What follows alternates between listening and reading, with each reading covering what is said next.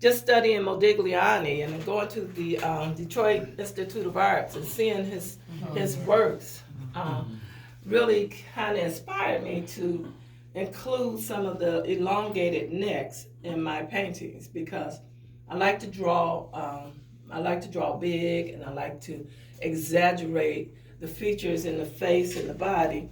And I think Modigliani, he was probably influenced by it's called the Kayans women of Thailand, who wore the brass coils around their neck, and it elongated their necks.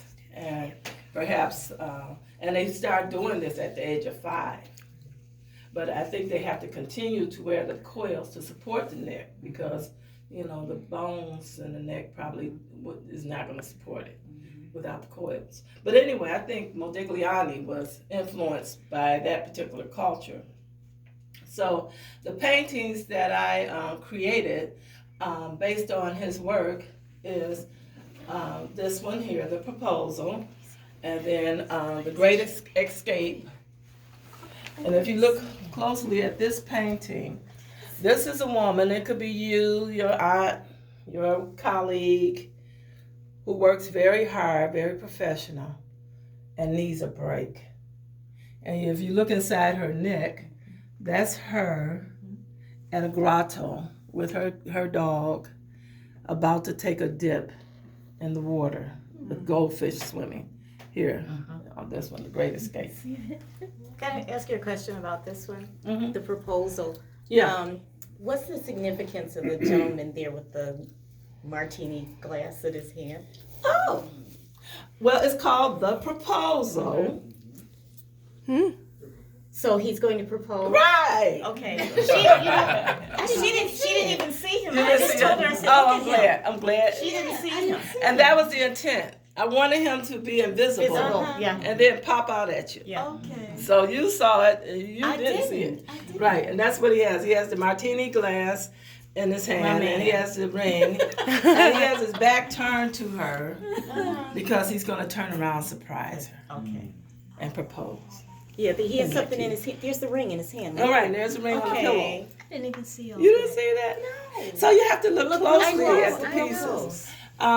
And looking closely, that's part of my going back to Salvador Dali with the surrealism and the abstract expressionistic work that I do. I like to create pieces where certain elements of the piece itself kind of pops out at you at any given time. So let's say you actually bought the piece and took it home and then still didn't see it. And then one day you're sitting on a sofa drinking your martini, and then you look and like, is that a man right there? I thought that would be like a real cool. And I just wanted to add that this particular piece we made into a giclée because we're getting ready to launch this throughout the nation because of the strength of this particular piece. Okay. So we can show you how the giclées look after, and they went real well at the show, both that, and she'll talk a little bit about Lena. We want to probably give it about 15 minutes tops with questions and everything, so everybody can get a chance to Okay. Okay. Well, let me go into the Carmen Lena series, and that'll be the last part of the talk. The Carmen Lena series primarily came from doing some research about an artist named Alex Katz. He was born July 24th, 1927, so he's a 20th century artist. And he's known for his paintings and sculptures and prints, but what he does is portraits that come right at you. Well, so you're looking at a portrait, just like this piece here. You're looking at a portrait, and then he usually have just a plain colored background. So his name is Alex Katz. So he went to the New York School of Pop Art, and he learned how to create the images that he does. So when I started working on this Carmen Lena series, I'm going to read from this is easier. It was during a time when black women were publicized primarily in media as women who struggled with expressing their natural beauty in the eyes of non-black people. Lena Horne and Dorothy Dandridge appeared on the scene. They displayed and exemplified black woman's beauty, intelligence, sophistication, perseverance, endurance, and just the fact that we existed. These women were uplifted and lifted the image of black people in our communities. I remember my father and mother, they were very proud of Lena Horne. Everybody you talk to, Lena Horne, Lena Horne, Lena Horne. Then I thought, but she ain't really black, you know, she's brown like me. What's the deal? Are we cute too? So, you know, people was very proud of that. And, but I liked Sarah Vaughan. I thought Pearl Bailey was sassy and fabulous, you know? She was cute. And, you know, then you had Hazel Scott. You all remind me of Hazel Scott. Check her out, though. Check her out. Hazel was something else. So are we. That's what I'm talking about. Hazel was bad like y'all. Look, Hazel was so good at the piano. She would sit at 2 pianos. In between the pianos, had the rest of the band playing, sit there and be playing both pianos. That's what Alicia Keys just did on a show. I forget what show it was, yeah, but she did. that. Okay, she did Hazel Scott move. Yes, Okay, she I did. didn't know about Hazel Scott. Check out Hazel Scott. She wound up marrying Clayton Powell, and then she disappeared. They can't figure out what happened to her. Huh?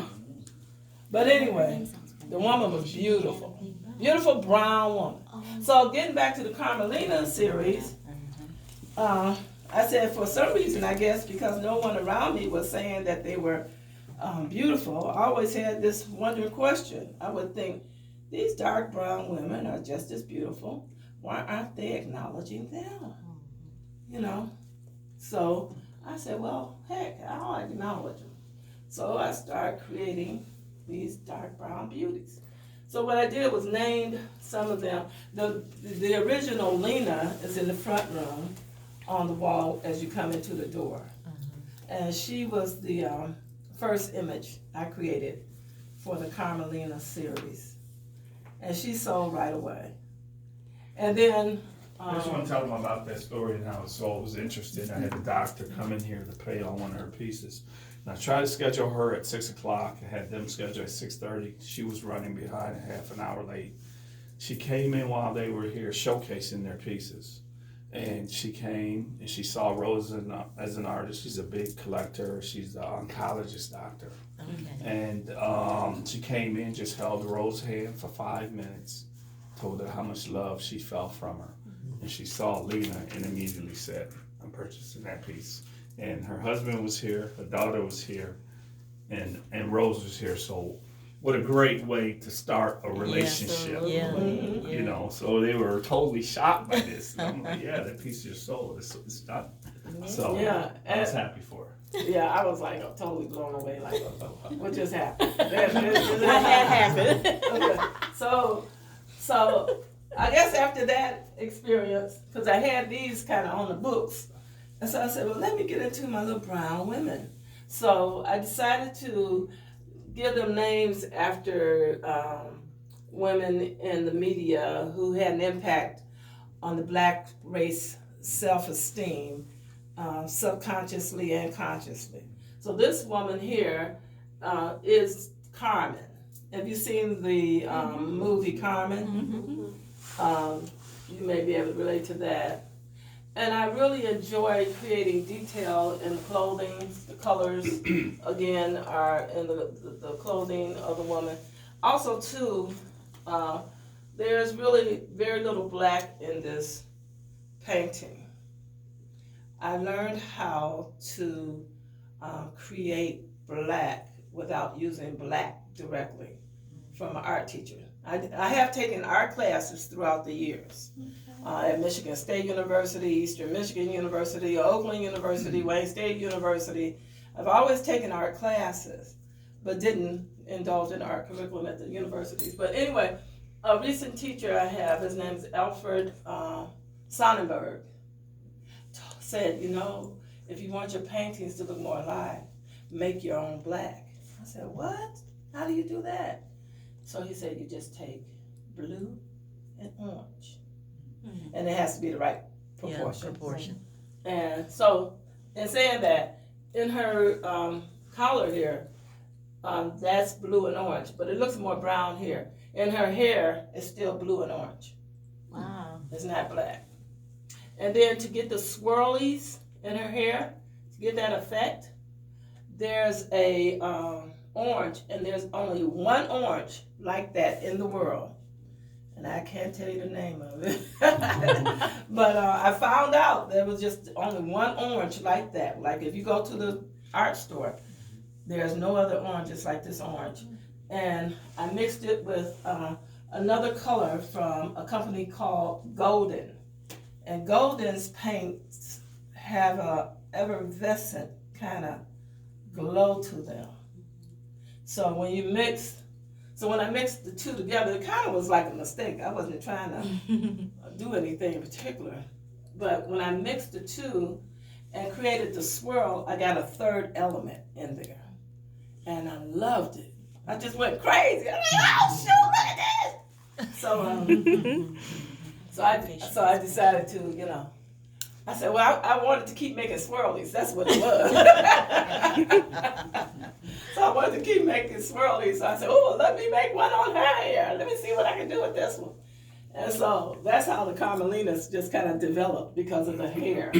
And I've always had a fixation on hair, and I've always believed that black people had beautiful hair. They just didn't know what to do with it. And there's a woman on YouTube. What's her name? Janelle Stewart. Janelle Stewart. Check her out. Janelle Stewart had her baby on YouTube.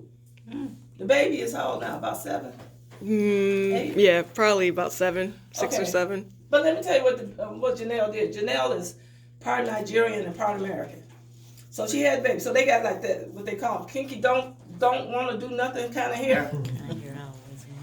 Janelle got that little baby, figured out the right products for the baby's hair.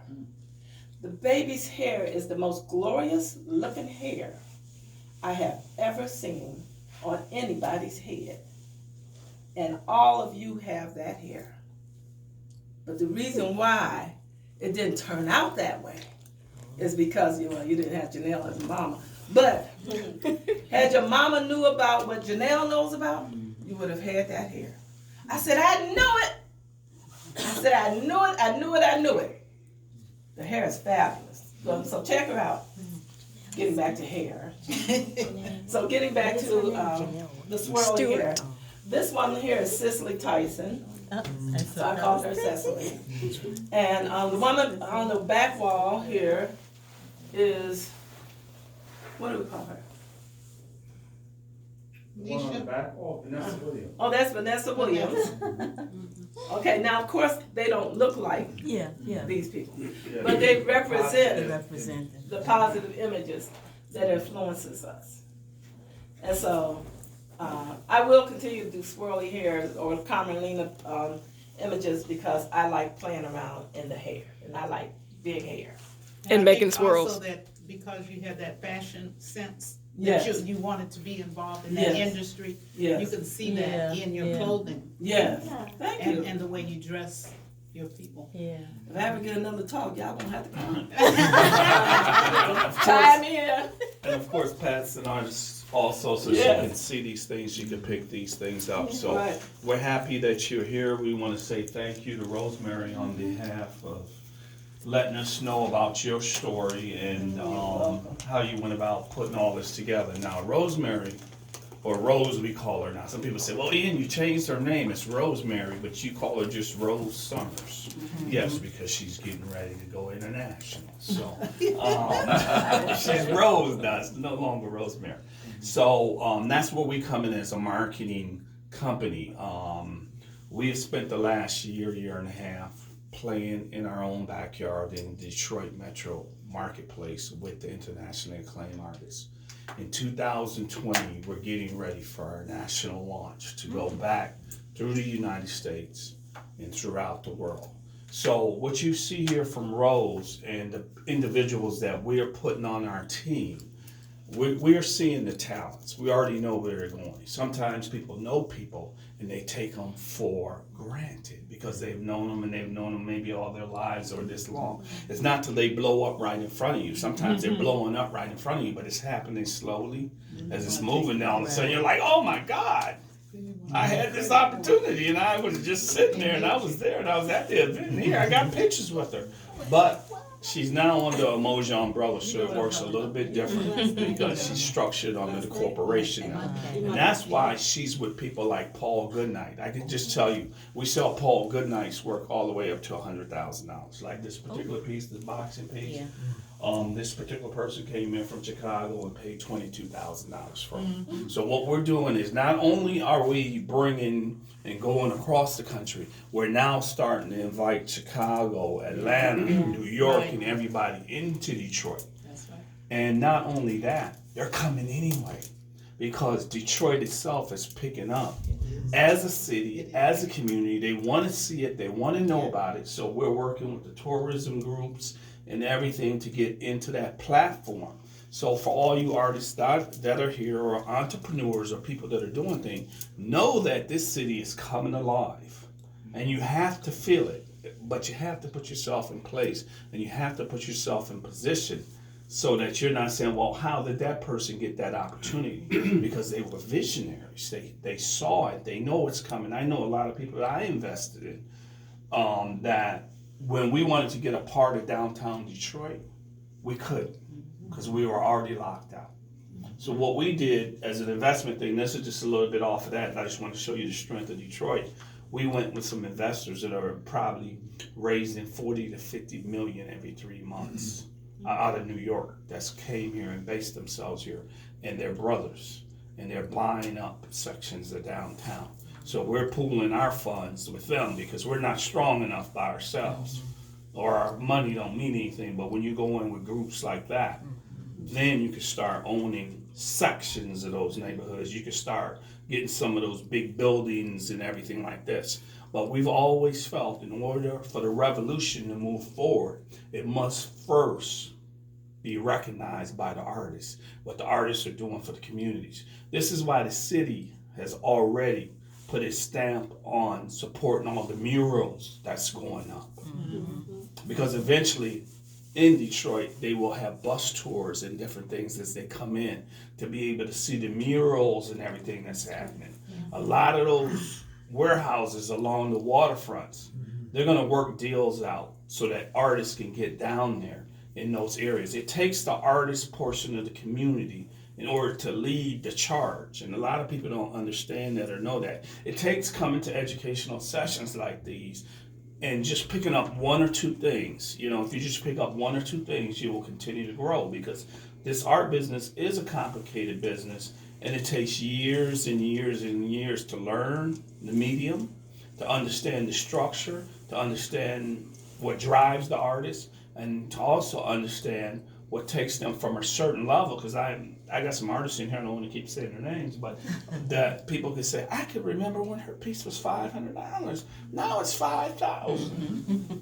And you know what? It's going to be 10, 15, and 20 because they're on the right team. They're establishing themselves the right way. They're establishing themselves with the museums, and they understand and they know through the Breakfast Club and through the National Conference of Artists what they have to do to get to the next level. So we want to say thank you. In addition to Rose's special 30% off that we're giving today on any of her jewelry or paintings here, we also have one of my mentors, Annie Lee Calendar, for 2020, okay? And these are just $14.95, and it just has a lot of her different work. This is Holy Ghost that we featured here for $1 million. And we did not sell that piece at this particular time. But what you have to understand is we have to understand our self-value.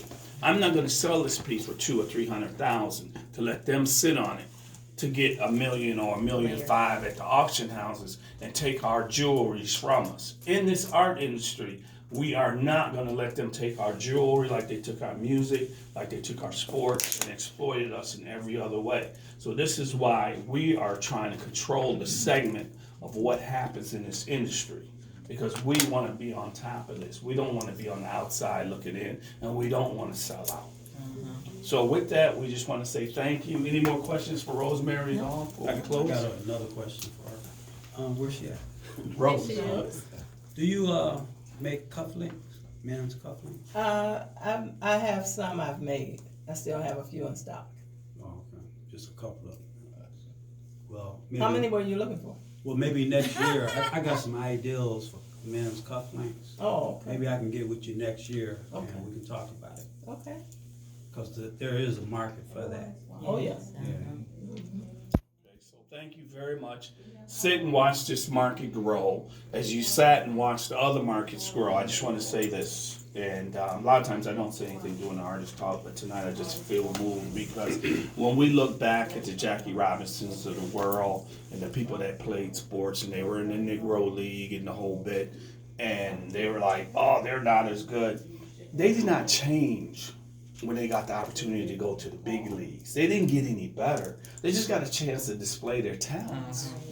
And it's the same thing with our artists that sing. When they got that opportunity and that line barrier was crossed, you saw what we did. So the explosion will happen on all different levels. And the art level is the next level that the explosion will happen. Rose anyway, and the rest of the entire team will not get any stronger. You as an artist, you as an artist, Judy as an artist, you will not get any stronger necessarily as an artist. It's just that the marketplace is going to open up to you. They're going to recognize you. It's just like right now, Romar Bearden's and Jacob Lawrence are selling for $2 and $3 and $4 million. And you know what? A lot of people in our community are excited about that. But I'm not that excited about it because they should really be selling for 100 or 150 million. So they're still undervalued. It's just that they're going to go there, but they're going slowly. But they will overtake everything, and they will be at the $4 and $5 million level, 400 and 500 million. Okay. So we thank you, and any questions, let us know. Okay. Thank you so much for coming out. I appreciate your patronage. And Rose, you. Yes. you didn't tell everybody that your husband did all the framing. Oh, my husband, my better half did all the framing. and consulting, I had to consult with him many times for the framing, and he helped a lot. I could not have done this without him. Oh, and the varnishing, yeah. And museum quality varnishing. And the research work. And research. Yeah. And also with Emoja, we are open every Saturday from 1 to 6, and we do custom framing and everything of that nature. Okay.